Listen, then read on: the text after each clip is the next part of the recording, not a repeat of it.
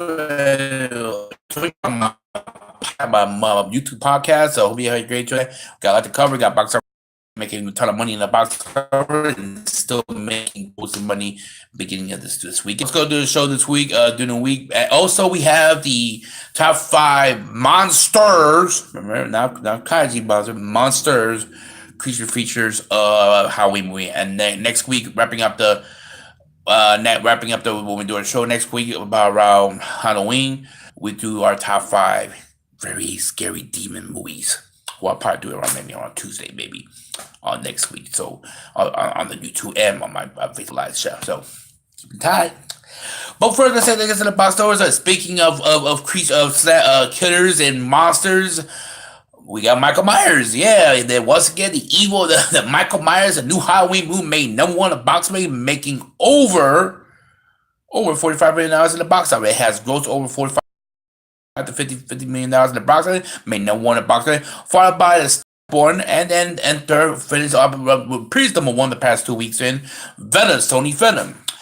And like I said in my review, this is my review on the Halloween movie review that I did, and you can check out on my YouTube channel on my review. I thought overall this was a solid film. I thought in general it was good. It was better than the previous sequel. It's better than the Rob Zombie better than the Rob Zombies remake. No, because that explored more the human side of Michael Myers. And there's the human side of Michael Myers, those 2 films, and I know, and they were good. Don't get me wrong, I like the Rob Zombie version of Halloween, but the original franchise, if we're going by original content, this is from the. Like I said, this is my review. If you take from you wipe the previous sequels, maybe I know say, well, you can't wipe the H2O events. Fine, I put that canon. Let's put that canon. Let's put that canon right now. And, let's say Halloween 4, and then Halloween 3, of course, how to do with Michael Myers. And just focus on the 2 films, the first 2 films of Halloween, the first release, focus those events into this movie. Kind of makes sense. And maybe a little bit H2O, maybe H2O. Maybe it's a story a little bit H2O. So, I definitely gonna put this movie up there in those Halloween films. They were that. This film was a very solid film overall. Overall, this was a great overall film, and I thought solid, start to finish, and it's still making money, and it's gonna make money this weekend supposedly because this guy is right now opened up on Thursday, close to near 10 million. People still want to go to watch this movie. Still say, oh, now you know that they get a #1, and I told you, and now you think about the genre of slasher films or horror slasher films. What's next? Do they revamp Friday the 13th film? Maybe you take the events from previous sequels and maybe reborn Jason again, and kind of wipe the revamp again, the revamp. Or revamp and I talk about revamp means go back to the original content, not spin-offs or nothing, or the sequels or the repeat or reboots. I'm talking about the original content of the film. Friday, Nightmare on Elm Street. Do you revamp the Texas Chainsaw Massacre? I mean, hey, listen. If a movie like Halloween is grossing pretty, there's gonna be a lot of movie slasher gory films getting reboot again. Get kind of like a soft reboot and everything else. Maybe not on the totality of reboot, but it still be somewhat considered the content or the canon from the same base, the original content film. That's my point of view. And that's what I'm thinking throughout the weekend. I thought, you know what, it could happen. I'd not be surprised. They'll now say Nightmare on Elm Street, and they kind of say reboot, maybe do the same content of the first 2 films, maybe the first 2 films of the franchise, and redo that again. Maybe kind of revamp it. Maybe like I said in the Halloween, the butterfly effect. Because kind of wipe up some of the the bad sequels of the franchise. That's what I think about that. That's really. Also, other movie news we have Wonder Woman. We have Wonder Woman getting pushed back to now to 2020. Relax, and they are also scheduled. Also, they're scheduled Terminator. Warner Bros. Now Terminator will be on the same slot of Wonder Woman was going to be November the 7th of next year. The new Terminator film. Okay, before you relax, don't panic. I've been reading some article. So it's a soft reboot of the DCU, maybe because I mean everything they're doing, but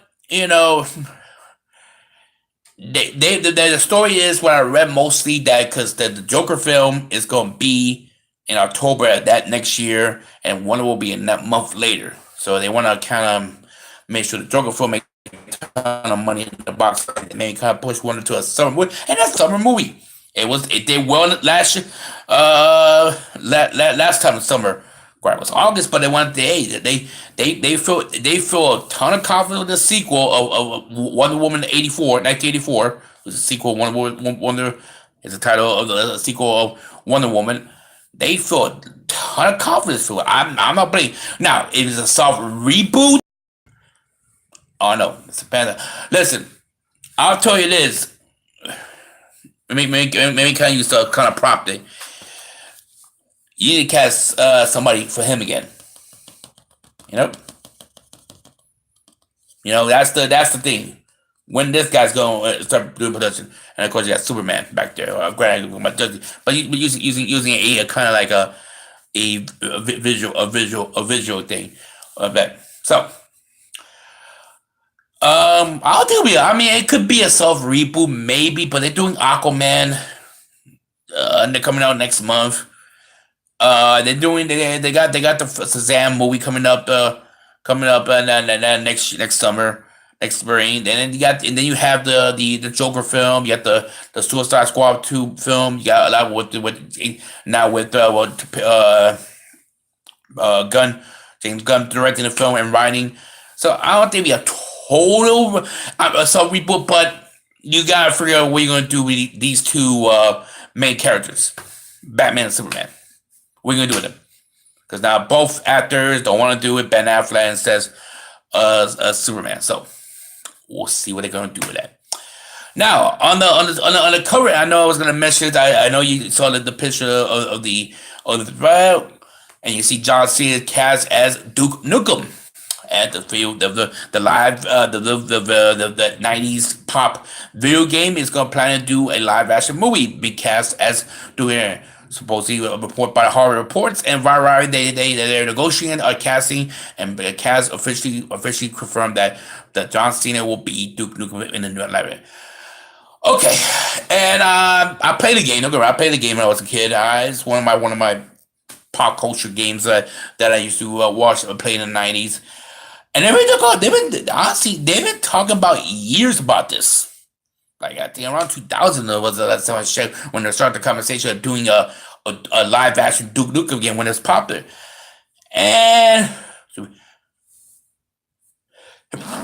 bless you, I got bleed. They've been talking for years about this, and I'm not surprised they announced this. I mean, John Cena's getting a lot of big money. He's gonna be in the new Bumblebee film.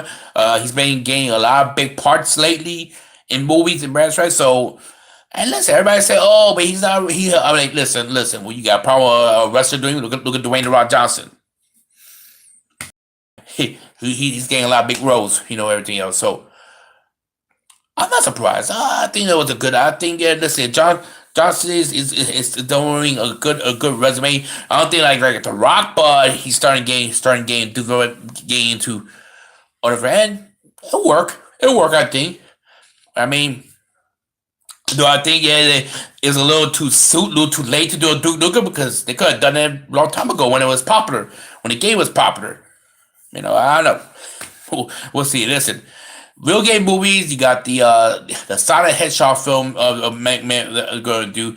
They're doing a lot of Super Mario reboot Super Mario actually from the real content Super Mario live action. So we'll see. We'll see what happens. I mean, I'll be very curious how they how they going to do this film, and let's see how it works. My opinion, I think they could have done this a long time ago, maybe 10, 15 years, maybe, because when it was that's when the game was real well popular back then. And I know it's been popular in the mid '90s, but that's where the conversation started. So we'll see. Now, rounding up to finish out the show, we got the top five. Repeat, well, you guys don't get confused. Monster, not Kaji monsters. Monster. That means creature feature market for those. And this is my top five all-time monster. Remember Mon. This kitty. And let's start with number five on the list. We're gonna work ourselves up. All right. Number five. I'm going to the original Wolfman movie. The original Wolfman is probably one of my favorite. It really introduced the Wolfman character into the creature fear of number five on my list. Number four on my list, The Mummy, the original Mummy film. Not Barry Fraser, the original Boris Karloff, who be number on my list. Number three on the list is It.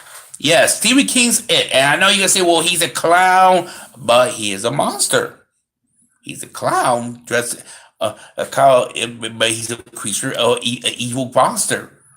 Terrorize kids. And that clown is still, to me, scary to this day. Now, the sequel of the sequel of It, Stephen King was good as well, but not compared to this creature that had that little nightmares here and there once in a while. Still freaking me out. So it go on my list. Number two, Bram Stoker Dracula. Now you're gonna say, well, Antonio, there's been so many Dracula films. Why you put the original Dracula film? Why you even put the Knock the Door Shoe? I could have put them on this number two, but those are great qualified. Those are great mention. But Bram Stoker, to me, really Dracula as a character and his story. And so Bram Stoker, I still play it to this day in my Blu-ray, and I still got the original DVD cover. It's still one of my favorite all-time vampire. Yeah, don't get me wrong. The previous Dracula films in the 1950s, 60s, the Nosferatu show film, the original draft vampire film, those are honorable mention. But I think Bram Stoker is what is really made it's still one of my favorite vampire films of all time. It still bring that's why it's still number two, and it was number one on my list on my vampire film. So it spoils so many part of it. Number one, and I know it'll be Mary Shelley Frankenstein. Now you're gonna say, and again, yeah, there have been Frankenstein films. There's been Frankenstein's character in a lot of monster films. There's been Wolfman facing Frankenstein. There's been the Boris Karloff, Mummy. But I already put Boris Karloff in the original Mummy film. I could have put, but I really love Mary Shelley with Robert De Niro, Mary Shelley Frankenstein. Just like I said about the Bram Stoker, it just developed more character to the Frankenstein monster and everything, the monster itself and everything. So Mary Shelley Frankenstein is still one of my favorite, not just my favorite monster film, but one of my favorite Frankenstein films of all time, and that's why it's number one on my list. Those are my top five monsters.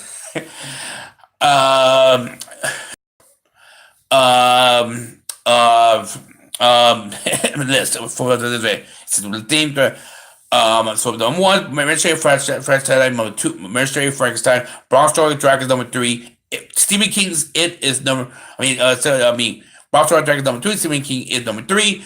Number four was the original Mummy film with Boris Karloff, and you have number five running. They have number five the original Wolfman film. Those are my top five monsters. Next week, wrapping up our Halloween theme, we're going to explore. My top five I'm gonna try to define that category. I'm gonna put. Let's do poster guys, kind of, and slasher killers. Want to do that? I mean, we could do that. Maybe we'll put it in the same in a combo category, and I put maybe mix of maybe a couple of slasher films and a couple of poker rides and intense films. That's what to wrap up. We will do that next week. I might do it probably the day of Halloween, and then we wrap up our theme of this month. So I hope you guys did this. Another edition of Muton News and on my YouTube channel. I'll have a great day and see you out there. Bye bye for that. And guys, see you out there tomorrow. See you guys out there. Bye bye for now. Happy Halloween.